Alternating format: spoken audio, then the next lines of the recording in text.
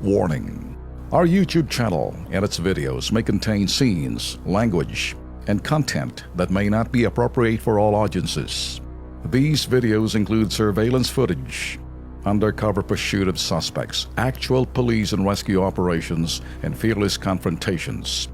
If you do not approve of the content, please do not watch our videos. If you wish to continue, we strongly advise that you proceed with caution. Viewers' discretion is advised. Nandito po yung 5 factory workers na pinatanggal ho ng kanila pong ahensya, ito pong Reyna Manpower Service Cooperative, pero yung kanila pong back pay, iniipit. Nirereklamo ho nila Fidel Marano, Ivy Clatero, Donabel Mesa, Normala Guro at Sheila Tapik ang ahensyang Reyna Manpower Service Cooperative dahil iniipit nga nila yung kanila pong back pay. Nalaman din po nila na kulang-kulang pala ang hulog ng Reyna Manpower sa kanila pong mga benepisyo. Kaya naman habol po nila ngayon na maibalik na lamang ho yung huling sahod na kanila pong pinaghirapan. Kasama natin si Ivy Clatero at si Donabel Mesa. Magkano ba yung hinihingi ninyo yung back pay? Wala po kasi kaming 13 months po, sir. Oo. Tsaka yung araw po na holiday, hindi po sila nagbibigay ng double day po. Kasi kahit November 1 and 2 po, may pasok po kami. Ano ba yan? Abutin ba ng 10,000 ba yan? O more than? Higit pa. Higit pa po, sir, kasi almost 3 years na po ako nandyan. Tuwing December po, wala po ako natatanggap kahit ano po, sir. Oo. Kasi ang ano po daw, hindi daw sila nagbibigay ng 13-month pay po, sir. Tapos nung ano po, bigla lang po nilang, konti lang po yung kasalanan ko, bigla po ako nilang tinanggal doon po, sir.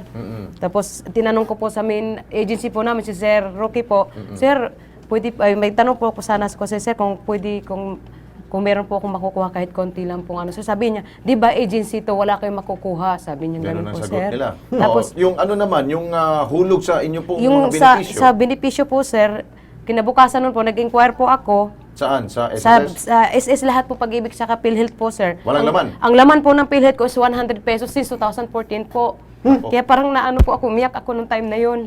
Ilang taong ka na nagtatrabaho dito sa Reyna? 2014 po ako pumasok, no, October po. Nag-end po ako nung 16 lang po, sir.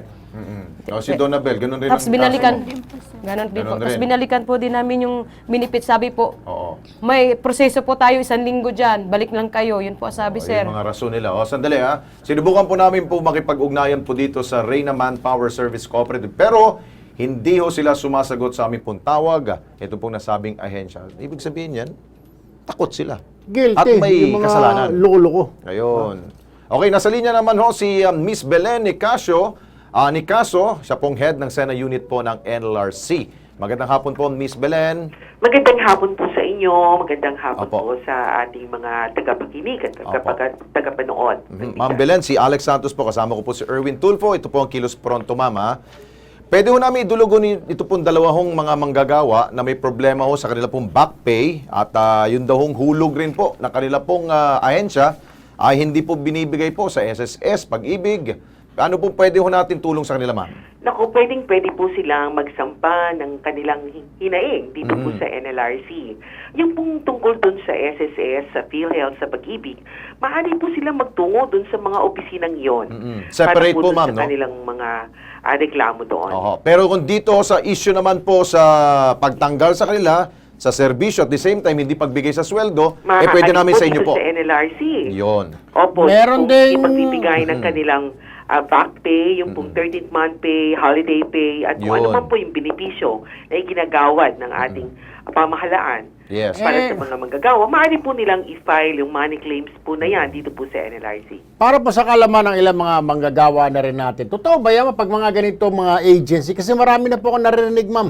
Pag agency, mga placement, hindi raw po nagbibigay ng overtime, hindi nagbibigay ng 13-month, hindi nagbibigay ng holiday pay. Doon dinideploy nila yung mga tao na Christmas, New Year, araw ng mga patay, yung mga official holiday natin. Wala ba talaga, ma'am? Is this true?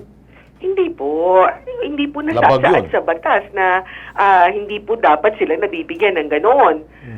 Kahit sila po ay mga hinire ng agency o manpower services o cooperative, lahat po ay entitled doon po sa benepisyo ng 13th month pay, holiday pay, premium pay.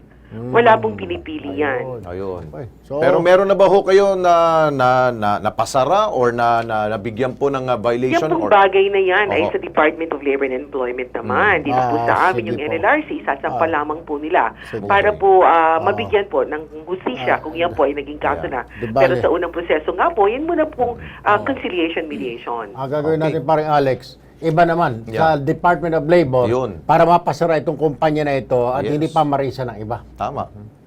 Ma'am Belen, thank you so Yes, much sir. po, Mama. Walang anuman po. Salamat po. Si Belen Icasio po yan ng Bukas NLRC. na bukas, pasamahan doon kay Ma'am Belen para makuha na niya. Mag-face to face kayo doon. Marami pong salamat, sir. Ayun.